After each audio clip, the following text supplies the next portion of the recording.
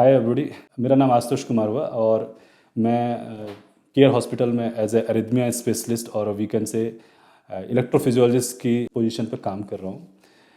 आज मैं आप लोगों के सामने कुछ कार्डियोलॉजी के वो पार्ट के बारे में डिस्कस करना चाहता हूँ जो यूजुअली बहुत कम लोग डिस्कस करते हैं, that is arrhythmia. Arrhythmia means rhythm का डिसऑर्डर।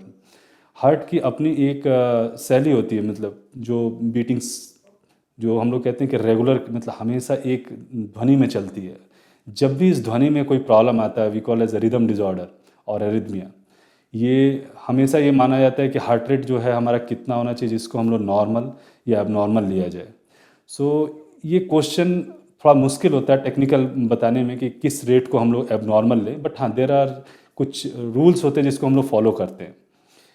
जब पेट में जब बच्चा रहता है उसके 22वें दिन से उसकी बीटिंग स्टार्ट हो जाती है और ये थ्रू आउट द लाइफ, मतलब उसकी पूरी ज़िंदगी भर चलती है और उसमें हमेशा फ्लक्चुएशन होता है। जब वो जन्म लेता है उसका हार्ट रेट अराउंड 140-150 तक जाता है और वो जैसे जैसे बड़ा होता है उसका हार्ट रेट घटते घटते जब वो 80 और 90 की उम्र तक पहुंचता है तो हार्ट रेट 40 और 50 तक पहुंच जाती है।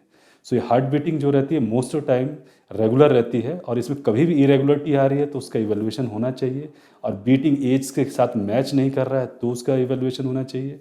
अगर बीटिंग बहुत फास्ट हो रही है और अनप्रोवोक्ड, मतलब बिना कारण से आ रही है कि बैठे बैठे एक बार की बीटिंग बढ़ा, स्वेटिंग हुआ, गिडनेस हुआ, ये ऐसे कंप्लेन है जहाँ पर आदमी को एक कार्डियोलॉजिस्ट और इलेक्ट्रोफिजियोलॉजिस्ट से उसका इवेल्युएशन कराना चाहिए।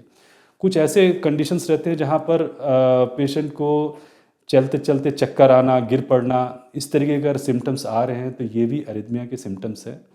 कुछ फैमिलीज़ में ऐसा होता है कि किसी एक बच्चे का या किसी एक वेरी यंग पेशेंट का ऑल ऑफ ए सडन वो कार्डियक अरेस्ट हुआ और सडनली वो कोलैप्स किए, डेथ कर गए। तो ये एक काफ़ी पेचीदा कंडीशन रहता है जिसे वो कहते हैं सडन कार्डियक अरेस्ट, कि ऑल ऑफ ए सडन जो बात करते हुए आदमी एक व्यक्ति गिरा और उठा नहीं, और जिसको हम लोग कहते हैं कार्डियक अरेस्ट, जिसमें कभी कभी पेशेंट को सीपीआर दे के रिवेलुएट किया जाता है और बाद में पाया जाता है कि he has recovered, but we are not having clue ऐसा क्यों हुआ। तो ये सब कंडीशन को कहते हैं सडन कार्डियक अरेस्ट। इसके लिए not only the patient, the whole family should be evaluated कि इनमें कोई रिदम डिसऑर्डर चल रही है कि नहीं, और उसका इवेलुएशन। और उसके कुछ ट्रीटमेंट्स भी रहते हैं, कुछ में ये क्यूरेटिव ट्रीटमेंट रहते हैं, कुछ में हम लोग कुछ डिवाइसेस देते हैं जिसको पेसमेकर और आईसीडी बोला जाता है, और उससे ये चीज़ को सेव किया जा सकता है, पेशेंट को और उसके फैमिली को सेव किया जा सकता है। सो इन नटसेल अगर कुछ बोलना हो कि आदमी को एरिथमिया क्या है, तो ये बीटिंग से रिलेटेड प्रॉब्लम है। इसके जो सिम्टम होते हैं हमेशा नहीं रह सकते, कभी कभी होते हैं और चले भी जाते हैं। और इसके इवेल्युएशन के लिए हम लोगों को डिफरेंट सॉर्ट ऑफ इन्वेस्टिगेशन रहता है जिसमें हॉल्टर और लूप रिकॉर्डर्स, इस सब के द्वारा रिदम को पता करते हैं और उसको ट्रीट किया जाता है। और कुछ पेशेंट्स में ये क्यूरेटिव भी रहता है, मतलब अगर हम लोगों को पता चल गया तो we can totally cure the condition also.